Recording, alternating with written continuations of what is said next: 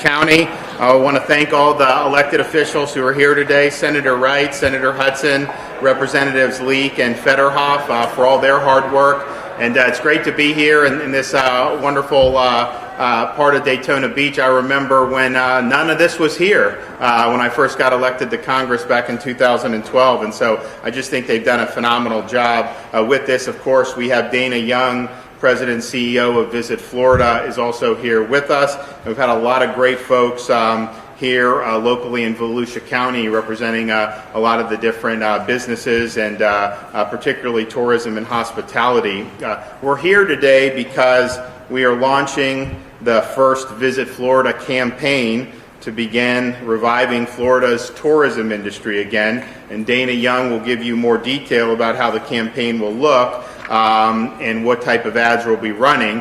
But I think that it's appropriate that we're here in Daytona Beach and Volusia County to make this announcement. Of course, when the COVID pandemic hit the United States, it had a really disastrous effect on employment, particularly in the leisure and hospitality sector. In the state of Florida, when we had between February and April, 1.2 million jobs lost.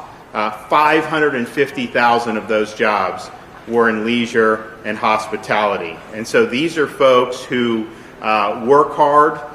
Many of the folks, the rank and file, are making, these are blue collar folks, many of them. You're talking about waiters, you're talking about hotel clerks, you're talking about folks who clean the facilities, groundskeepers, cooks, event planners, tour guides, you name it. So many people are affected by this industry, and it's important also to point out when you have something like a tourist destination and you have different people that work at the hotel or work at different parts of it, that's not the extent of how it affects the economy. The insurance, everything that goes into operations has an important effect on the local economy, and that's true here in Daytona. But we've seen huge declines over the past 6 months. 12.5% decline year over year quarter one, but of course we really had 2.5 months where things were clicking. Quarter two, we were down 60% year over year, and we understand the consequences of that. But we are seeing a rebound. As many of you know, we have Florida's theme parks in Central Florida have reopened. Disney was the last one to reopen at the beginning of July. That was just as the infections were at their apex here during the summer Sunbelt surge. And by the time they open, we've had steady declines in the metrics since then. And I also want to say, I think Volusia has been able to really mitigate some of the damage that's been caused in terms of how they've handled things. One of the things that I looked at very early in March, when there was a lot of hysteria in the air, is whether you shut every beach in Florida. And people said you had to do that. That's just so important. I did not do that. I was criticized for it, of course, but it was the right decision. And you look at what happened with Volusia.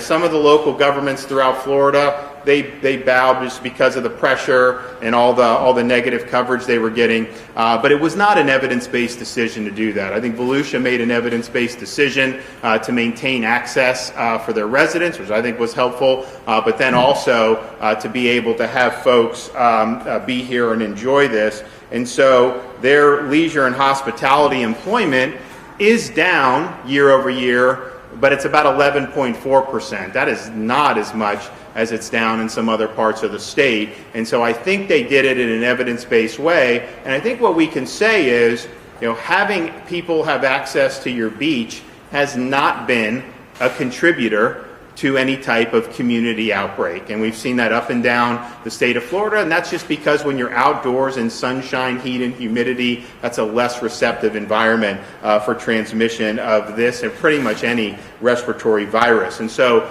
they were able to do that, and now you see, they had an event here, I think it's the biggest sporting event that's happened at the Speedway since the pandemic. I mean, they had tens of thousands of people here in this area, as well as Brevard, which also has made similar decisions. They've been able to weather, the COVID I think in a very professional manner. So I want to say the hat's off to them. But our theme parks as well have just not been the source of major outbreaks. And I think part of it is people understand what you got to do. When you have people at a theme park, if you have people here at a hotel, people are taking precautions, and that's really important, and I think that that's been a success story. So this area has mitigated some of the damage on the tourism front.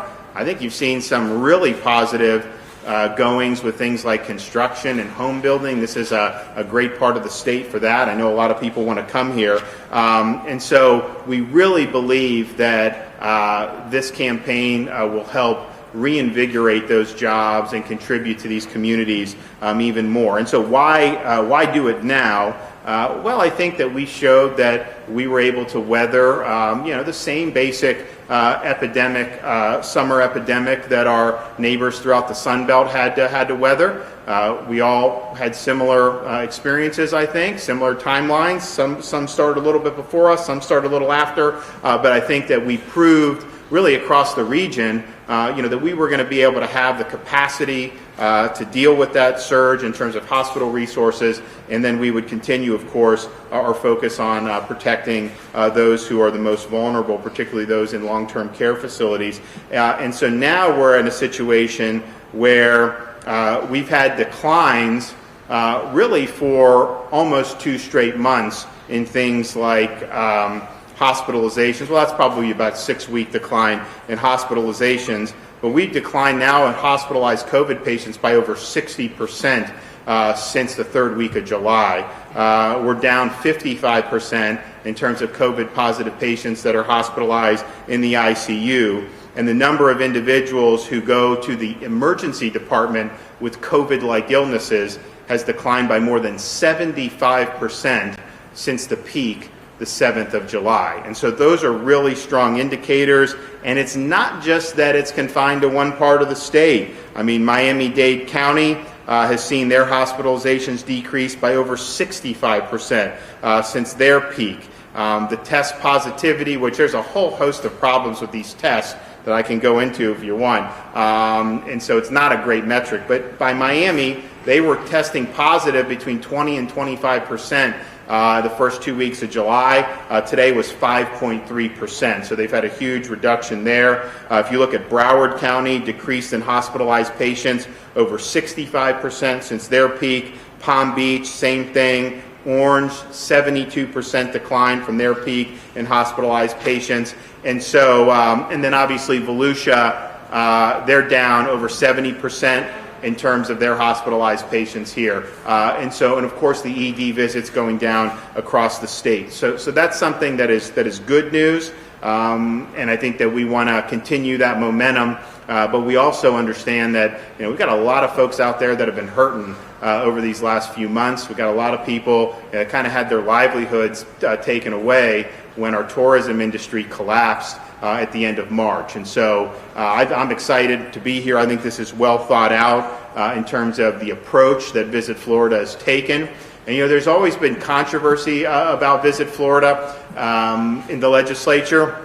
And quite frankly, philosophically, some of the arguments that were made by some of my friends resonated with me just in terms of the proper role of government, whatever. But what I always thought of is, okay, yes, just normally, it is what it is. But when you have a hurricane, you have an oil spill like we had, you have something major like that, you're going to need to be able to get the word out at the appropriate time.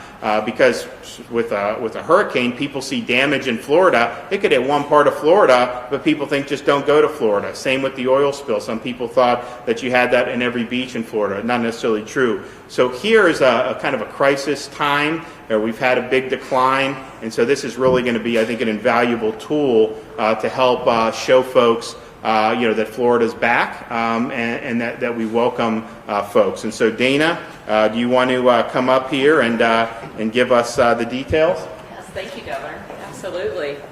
And thank you, everyone, and thank you, Governor, thank you, legislators, for being here. We are going to show this ad in a little while, so you have to hear me talk before you get to see it.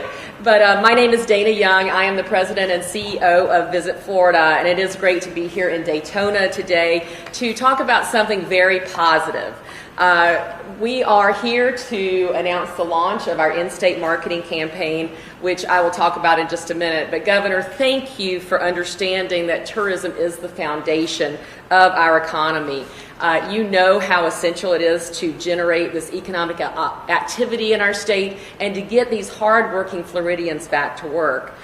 Prior to the pandemic, Florida tourism had just capped its 10th record year of visitation. We had over 130 million visitors to our state. They generated over $91 billion in revenue for our state. For Q2 2020, the governor just mentioned, we are down 60%. Our tourism industry has just been, to put it bluntly, decimated by this crisis.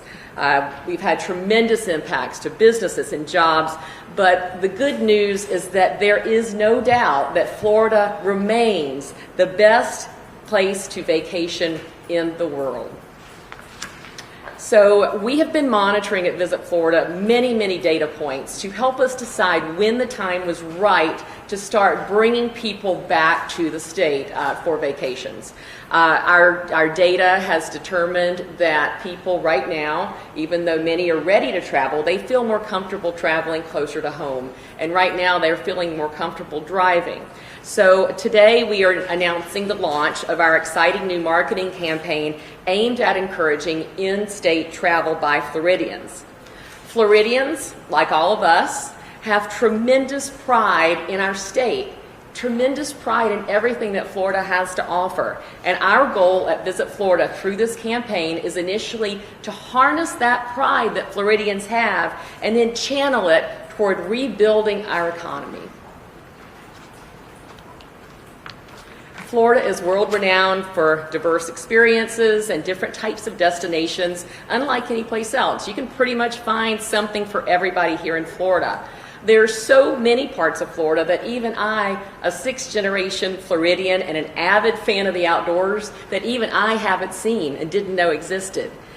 We often hear people, as the governor mentioned, say that, travelers know about our beaches. They know our theme parks, so why do we have to spend money to advertise them? Well, I'll tell you why.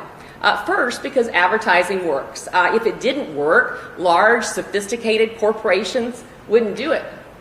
And second, and more importantly, is that Florida is more than just beaches and theme parks. We are a diverse, amazing, unique state. And our job at Visit Florida is to tell the story of the whole Florida to the entire world. So I'm going to show you an ad in just a minute, but this campaign is going to be as broad as a campaign could possibly be. We're going to have heavy digital and social media placement, billboards, a variety of TV advertising, including broadcast, addressable TV, and streaming. And the idea is to introduce Floridians to new horizons within their own state. So whether it's exploring our award-winning state parks, playing a round of golf at one of our world-class golf courses, which I'm sure the governor would like to be doing right now, tarpon fishing off the coast, which I would like to be doing right now, or relaxing on a pristine beach, Florida offers endless opportunities for a safe and memorable vacation. So in-state travel is an important first step in our long-term recovery plan. And we are going to be moving very soon into a domestic U.S. campaign at the right time to start bringing people from around the country back to Florida.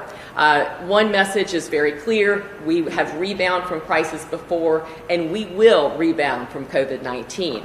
We are a resilient industry. The tourism industry is so resilient, as is the state of Florida. And with the governor's leadership, we are convinced that our tourism industry will be better than before, within probably a couple of years at most. So thank you, Governor, for your continued support. And with that, I want to introduce you to our new in-state ad.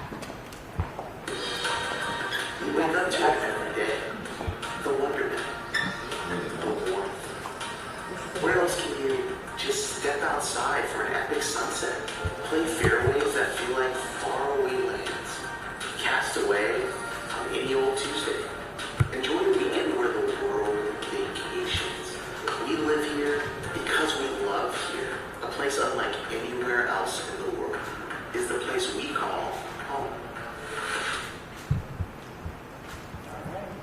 There you go. Thank you. Well, thanks, Dana. And I think it was pretty obvious as we got into the middle, the third week of March, there wasn't much utility in doing any Visit Florida advertising at that point. So the fact that they pulled down what they had been planning on doing, that money has rolled over, and so they're able to use that now strategically to be able to help some of these communities and to just let people know that that there's a lot of great things to do. And part of it is we focus on the individual, the jobs, the people that work at a hotel or a restaurant or a fishing guide, and it's very, very important, and even, of course, probably the primary concern. But it also is good for people. I think there's a lot of pent-up demand to kind of do some stuff. I think it's been a rough patch for so many people throughout our country that they have the ability to do some of these things. And people have been active this summer, so it's not like they haven't done anything. But just remind that, hey, there's things to do. And if you look, there were parts of Florida. This part weathered it better than many. The Panhandle, I mean, they were having a record summer in many respects. Some other parts on the West Coast and like the Sarasota, Bradenton, they did a lot. So, it can be done. And even as people were doing that, you continue to see the numbers go down all through July and August. And so I think that's a good thing, and we want to keep that momentum going. So thanks. Anybody have any questions? Yeah.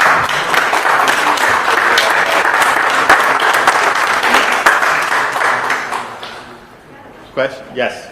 So with the numbers going down and the new campaign, do you think anytime soon, or how soon do you think we can get to phase 3?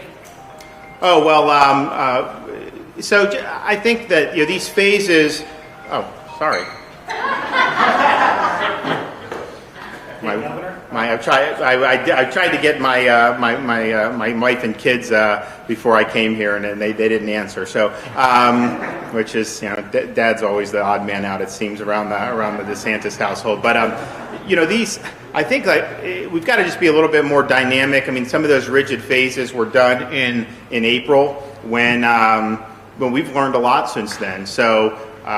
We're pretty much, this part of the Florida, there's not a whole lot that folks, I think they can pretty much do whatever they need to. Now, obviously, we're going to look at some certain sectors in hospitality, particularly like restaurant and bar, about how to do that. My sense is some of these rigid capacity requirements probably aren't necessary at this point, because I think people understand how to distance, how to do different things. So we'll definitely look at that for sure. But look, I think Central Florida, from Volusia, over to the theme park area, really, and actually, if you look at the Space Coast, now that's not really tourism, although people do go for that. But look what all they did during the pandemic. They didn't miss a beat. It was really impressive. And then to see how the theme parks have come back, and even as a big operation like Disney is relaunching, to see the numbers go down, I think it just shows that you can do these things, you can put people back to work, and you can keep society strong. Governor, you said at Universal the other day that the state would support the theme parks increasing capacity at this point. Any sense of when that may happen? Well, we have no limits on that. They submitted plans to us. We approved. If they want to go more, they're free to do it. I think they made the business decision to start off very conservative, which I think was smart. But I was there when we were there. I just took my son and daughter just to see the DeLorean. My son loves the time machine on Back to the Future. I don't know why, but whenever you see it on, he really likes it. So he's got his little toy time machine. But then we wanted to show him the real thing. So we were walking out, and at that capacity, there was a lot of space. It was not like people were crowding at all. So my sense is that they can definitely do a lot more. And really, when they do these events, a lot of it is, are you going to do an indoor event where people are packed together? If you don't do that, the parks are big enough that they can really accommodate, I think, a lot of folks. So they can definitely do that if they want. It's not because the government's holding them back. They have the ability to do it. I think they just want it, and I think it was smart. As soon as they decided to close, as they closed voluntarily, they immediately started to plan, okay, what's it look like when we get back? And they put a lot of thought into it, and I think they've done a good job. But yeah, we're in favor of them being able to do that, and I think they can do it safely, no question. Yes, sir. Yes, you did mention that there's the funding for this been rolled over from March. What kind of a cost or investment is this promotional campaign? How much are you spending on it? Between now and roughly December, probably around $13 million. Great. All right, thanks. One more question. I guess there's reports of a memo that came out, I guess from the CDC, about vaccination distribution centers. Do you know anything about that or anything? I don't, but the only thing I've said on vaccines, well, two things I've said on vaccines is, one, I'm glad that everyone's trying to get one. I hope we get one, but I mean, it's like the flu vaccine is 50% effective. Actually, the fatality rate of people who got the flu shot in the senior population is significant relative to the rest of the population. So just people should have tempered expectations on that, because I wouldn't want people to think that, 2 more months, everyone is going to be gone. Maybe it will be, but that's typically something that, you got to plan for all these contingencies. The second thing I've said is, if there is a safe and effective vaccine, I think that the most vulnerable population should have priority. It should be the people who are 65 and older. It should be people that have serious comorbidities, and they should have the priority. And so I don't know how many that would end up being produced. I know they basically paid all these companies already so that they could just go ahead and roll with it as the trials are going. But I would really want the senior citizens and anyone with any type of underlying, particularly compromised immune systems, any type of lung damage. Some of the folks who may have real severe diabetes. I mean, some of the things like diabetes and obesity, I think what they found is when it's really just uncontrolled in some of the younger folks under 50, that's when you really get into trouble. So I think it should be the at-risk population that has first dibs, but I would hope that the federal government would kind of take the lead on that. I mean, to throw it out to all the states and then have us have to do it when it's their vaccine that they're producing. Hopefully they have a plan to do it, and we'll really focus on those vulnerable among us. So, all right, thanks everybody. We'll see ya.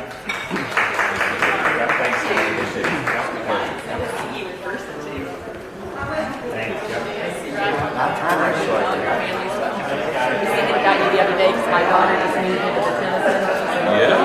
Doctor's office, and she has dogs. So she has to walk Thank God. I'm from the north or south. Get back to the office. That park area.